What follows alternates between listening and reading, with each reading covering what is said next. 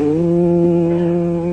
नमः श्रीशम्भवे स्वात्मानन्द प्रकाशवपुषे अथ शिवसूत्रः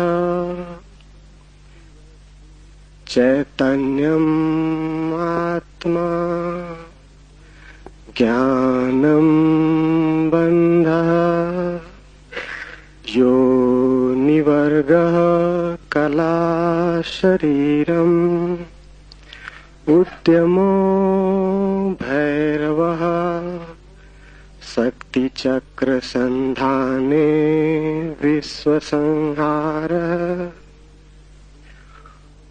ओम स्वप्रकाश आनंद स्वरूप भगवान शिव को नमन। शिव सूत्र प्रारंभ। चैतन्य आत्मा है, ज्ञान बंध है, योनि वर्ग और कला शरीर है, उद्यम ही भैरव है, शक्ति चक्र के संधान से विश्व का संहार हो जाता है।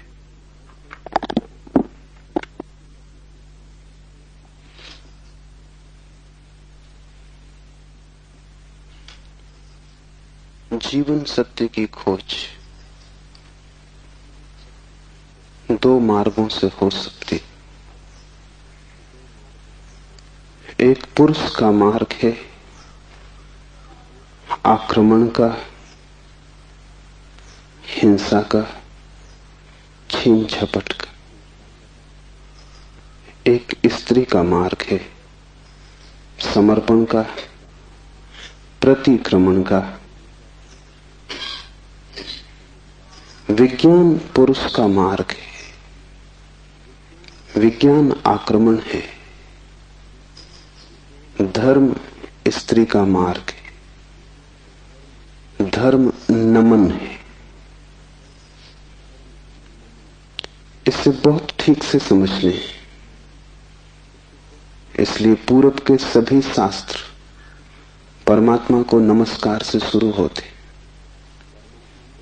वो नमस्कार केवल औपचारिक नहीं, वो केवल एक परंपरा और रीति नहीं। वो नमस्कार इंगित है कि मार्ग समर्पण का है, और जो विनम्र हैं केवल वे ही उपलब्ध हो सकेंगे,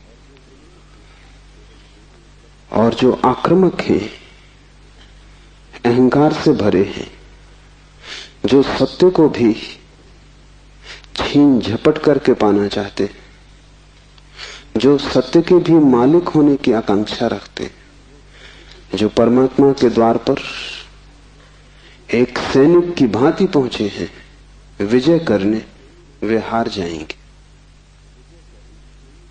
वे क्षुद्र को भला छीन झपट लें, विराट उनका न हो सकेगा।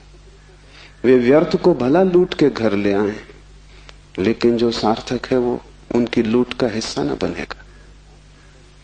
इसलिए विज्ञान व्यर्थ को खोज लेता है, सार्थक चूक जाता है। मिट्टी, पत्थर, पदार्थ के संबंध में जानकारी मिल जाती, लेकिन आत्मा और परमात्मा की जानकारी छूट जाती। ऐसे ही जैसे तुम राह चलती एक स्त्री पर हमला कर दो, बलात्कार हो जाएगा। स्त्री का शरीर भी तुम कब्जा कर लोगे, लेकिन उसकी आत्मा तुम्हें न मिल सकेगी, उसका प्रेम तुम न पा सकोगे। तो जो लोग आक्रमण की तरह जाते हैं परमात्मा की तरह, वे बलात्कारी। वे परमात्मा के शरीर पर भला कब्जा कर लें, इस प्रकृति पर जो दिखाई पड़ती है, जो दृश्य है, उसकी चीरफाड़ कर लें, विश्लेषण कर लें, उसके कुछ राज खोज लें, लेकिन उनकी खोज वैसी ही क्षुद्र होगी जैसे किसी पुरुष ने किसी स्त्री पर हमला किया हो और बलात्कार किया हो। स्त्री का शरीर तो उपलब्ध हो जाएगा, लेकिन उपलब्धि दो कौड़ी की है, क्योंकि उसकी आत्मा को तुम छू भी न पाओगे। और अगर उसकी आत्मा को न छुआ तो उसके भीतर जो प्रेम की संभावना थी, वो जो छिपा था बीज प्रेम का, वो कभी अंकुरित न होगा। उसकी प्रेम की वर्षा तुम्हें न मिल सकेगी। विज्ञान बलात्कार है, वो प्रकृति पर हमला है। जैसे कि प्रकृति कोई शत्रु हो, जैसे कि उसे जीतना है, पराजित करना है। इसलिए विज्ञान तोड़फोड़ में भरोसा करता है, विश्लेषण तोड़फोड़ है, काटपीट में भरोसा करता है। अगर वैज्ञानिक से पूछो कि फूल सुंदर है तो तोड़ेगा फूल को, काटेगा, जांच पड़ताल करेगा, लेकिन उसे पता नहीं तोड़ने में ही सौंदर्य खो जाता। सौंदर्य तो पूरे में था, खंड खंड में सौंदर्य ना मिलेगा। हाँ, रासायनिक तत्व मिल जाएंगे, किन चीजों से फूल बना है, किन पदार्थों से बना है, किन खनिज और द्रव्यों से बना है, वो सब मिल जाएगा। तुम बोतलों में अलग अलग फूल के खंडों को इकट्ठा करके लेबल लगा दोगे, तुम कहोगे ये केमिकल्स हैं, ये पदार्थ हैं, इनसे मिलकर फूल बना था। लेकिन तुम एक भी ऐसी बोतल न भर पाओगे जिसमें तुम कह सको ये सौंदर्य है जो फूल में भरा था। सौंदर्य तिरोहित हो जाएगा। अगर तुमने फूल पर आक्रमण किया तो फूल की आत्मा तुम्हें न मिलेगी, शरीर ही मिलेगा। विज्ञान इसलिए आत्मा में भरोसा नहीं करता। भरोसा करे भी कैसे? इतनी चेष्टा के बाद भी आत्मा की कोई झलक नहीं मिलती। झलक मिलेगी ही नहीं, इसलिए नहीं कि आत्मा नहीं है, बल्कि तुमने जो ढंग चुना है वो आत्मा को पाने का ढंग नहीं। तुम जिस द्वार से प्रवेश किए हो वो क्षुद्र को पाने का द्वार है। आक्रमण से जो बहुमूल्य है वो नहीं मिल सकता।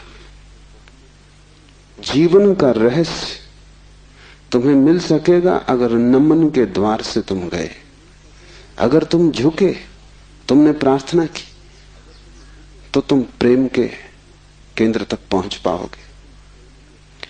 परमात्मा को रिझाना करीब करीब एक स्त्री को रिझाने जैसा है। उसके पास अति प्रेमपूर्ण, अति विनम्र, प्रार्थना से भरा हृदय चाहिए। और जल्दी वहां नहीं है। तुमने जल्दी की कि तुम चूके, वहां बड़ा धैर्य चाहिए। तुम्हारी जल्दी और उसका हृदय बंद हो जाएगा, क्योंकि जल्दी भी आक्रमण की खबर है। इसलिए जो परमात्मा को खोजने चलते हैं उनके जीवन का ढंग दो शब्दों में समाया हुआ है, प्रार्थना और प्रतीक्षा। प्रार्थना से शास्त्र शुरू होते हैं और प्रतीक्षा पर पूरे होते हैं। प्रार्थना से खोज इसलिए शुरू होती। इस शास्त्र का पहला चरण है ओम स्वप्रकाश आनंद स्वरूप भगवान शिव को नमन। और अब शिव सूत्र प्रारंभ। इस नमन को बहुत गहरे उतर जाने दें, क्योंकि अगर द्वार ही चूक गया तो पीछे महल की जो मैं चर्चा करूंगा वो समझ में ना आएगी। पुरुष को थोड़ा हटाएं, आक्रामक वृत्ति को थोड़ा दूर करें। ये समझ कुछ बुद्धि से आने वाली नहीं, हृदय से आने वाली है। ये समझ कुछ तुम्हारे तर्क पर निर्भर न करेगी, ये तुम्हारे प्रेम पर निर्भर करेगी। इस शास्त्र को तुम समझ पाओगे, लेकिन वो समझ ऐसी न होगी जैसे कोई गणित को समझता है। वो समझ ऐसी होगी जैसे कोई काव्य को समझता है। कविता पर तुम झपट नहीं पड़ते, तुम कविता का धीरे धीरे स्वाद लेते हो, चुस्की लेते हो, जैसे कोई चाय को पीता है। तुम उसे गटक नहीं चाहते, वो कोई कड़वी दवा नहीं है। तुम उसका स्वाद लेते हो, चुस्की लेते हो, धीरे धीरे उसके स्वाद को लीन होने देते हो। और एक ही कविता को समझना हो तो बहुत बार पढ़ना पड़ता है। एक गणित को तुमने एक बार समझ लिया, फिर दोबारा करने की कोई जरूरत नहीं रह जाती। गणित समाप्त हो गया। कविता कभी भी समाप्त नहीं होती, क्योंकि हृदय का कोई और छोर नहीं। और तुम जितना ही प्रेम करते हो उतना ही उद्घाटित होता है।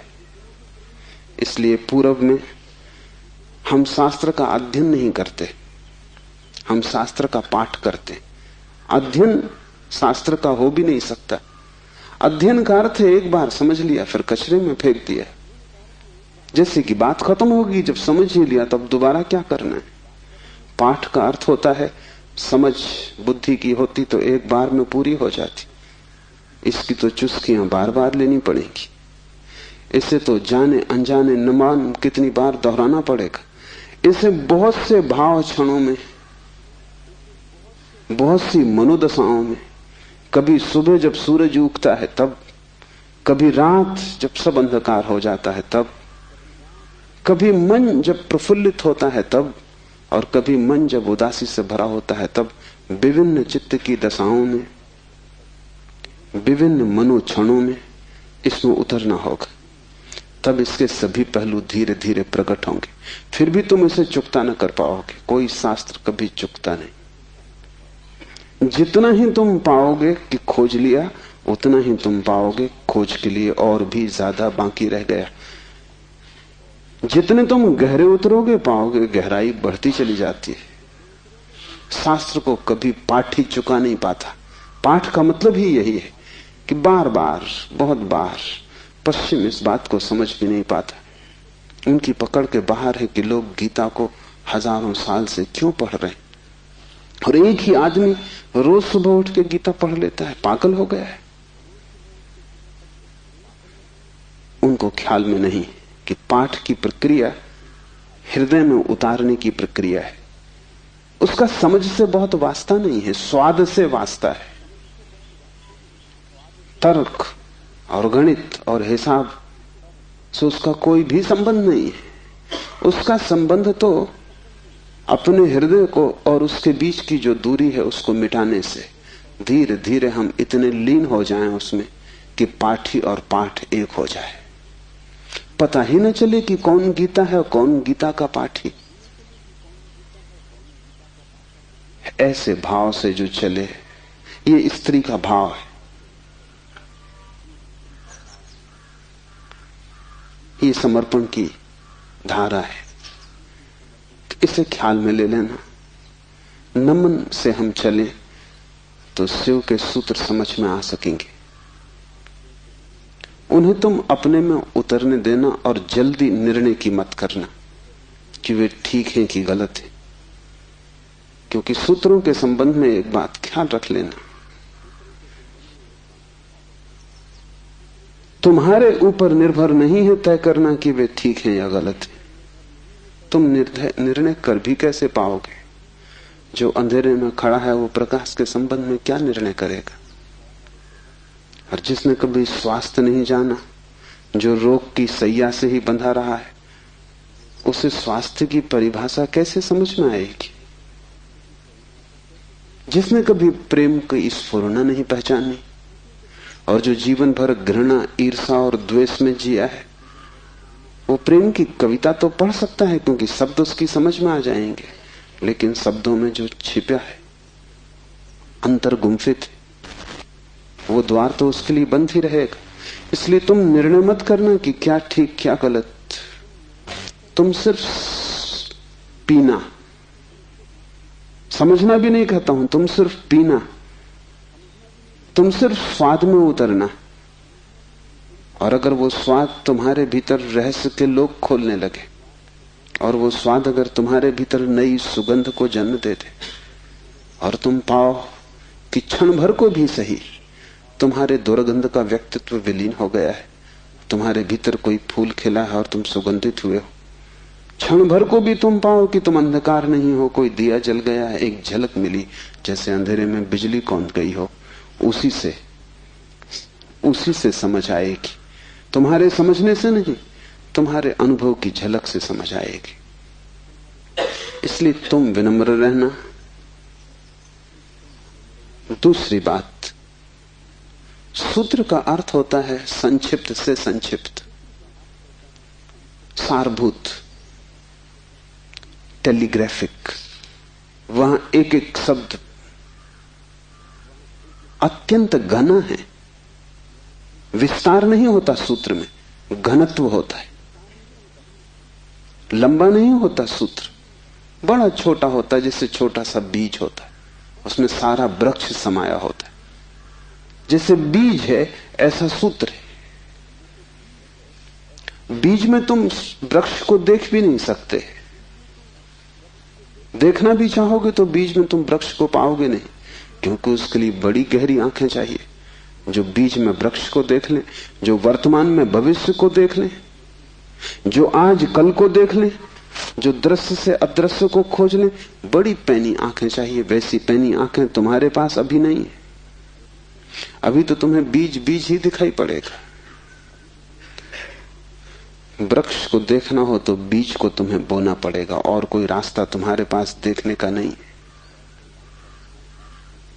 और जब बीज टूटेगा जमीन में और वृक्ष अंकुरित होगा, तभी तुम पहचान पाओगे। ये सूत्र बीज है, इन्हें तुम्हें अपने हृदय में बोना होगा। तुम अभी निर्णय मत करना, क्योंकि अभी तुमने अगर बीज पर निर्णय लिया तो तुम इसे फेंक ही दोगे, कचरा कूड़ा मालूम पड़ेगा। बीज में कंकड़ पत्थर में कोई ज्यादा फर्क नहीं है। कभी कभी तो कंकड़ पत्थर ज्यादा चमकीले, रंगीन, खूबसूरत, कीमती होते, लेकिन बीज और कीमती से कीमती कोहिनूर में भी एक फर्क है कि तुम कोहिनूर को बो दो तो उसमें से कुछ पैदा ना होगा। वो कीमती कितना ही वो मुर्दा है, उसका मूल्य ना समझ कितने ही समझते हो, लेकिन जीवन उसमें नहीं, वो लाश है। और बीज कुरूप भी दिखाई पड़ता हो, कोई उसकी कीमत भी ना हो, लेकिन उसमें जीवन छिपा है। तुम उससे बो दो, उससे विराट वृक्ष पैदा होगा। और एक बीज से करोड़ों बीज लग जाएंगे। एक छोटा सा बीज इस सारे विश्व को पैदा कर सकता है, क्योंकि एक बीज से करोड़ों बीज पैदा होते हैं, फिर करोड़ों बीज से, हर बीज से करोड़ बीज पैदा होते हैं। एक छोटे बीज में सारे विश्व का ब्रह्मांड समा सकता है। सूत्र बीज है, उसके साथ जल्दी नहीं की जा सकती। उसको बोओगे हृदय में और अंकुरित होगा, फूल लगेंगे, तभी तुम जान पाओगे, तभी निर्णय लिया जा सकता है। तीसरी बात, इसके पहले कि हम शुरू करें, धर्म महान क्रांति है।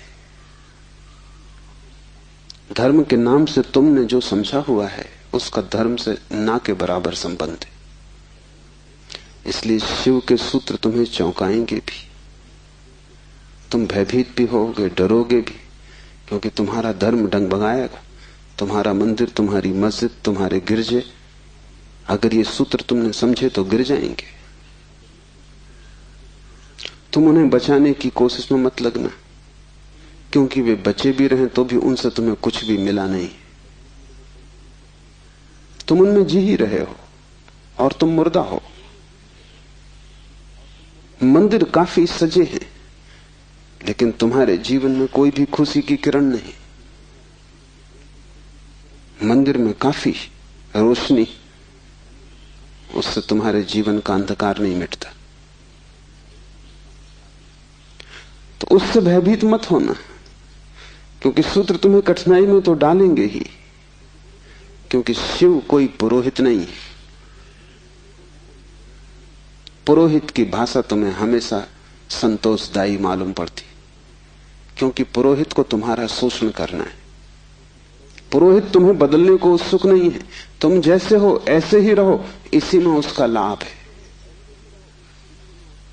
तुम जैसे हो रुग्ण बीमार, ऐसे ही रहो, इसी में उसका व्यवसाय है।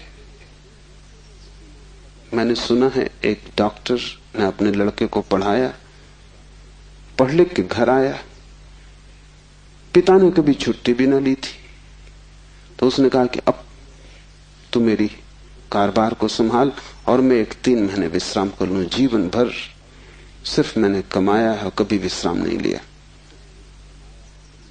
वो विश्व की यात्रा पर निकल गया। 3 महीने बाद लौटा तो उसने अपने लड़के से पूछा कि सब ठीक चल रहा है। उसके लड़के ने कहा कि बिल्कुल ठीक चल रहा है। आप हैरान होंगे कि जिन मरीजों को आप जीवन भर में ठीक न कर पाए, उनको मैंने 3 महीने में ठीक कर दिया। पिता ने सिर ठोक लिया। उसने कहा, मूढ़, वही हमारा व्यवसाय थे। क्या मैं उनको ठीक नहीं कर सकता था? तेरी पढ़ाई कहां से आती थी? उन्हीं पर आधार था, और भी बच्चे पढ़ लिख लेते, तूने सब खराब कर दिया। पुरोहित तुम जैसे हो रुग्ण बीमार तुम्हें वैसा ही चाहता है, उस पर ही उसका व्यवसाय है। शिव कोई पुरोहित नहीं है, शिव तीर्थंकर है, शिव अवतार है, शिव क्रांति दृष्टा है, पैगंबर है। वे जो भी कहेंगे वो आग है। अगर तुम जलने को तैयार हो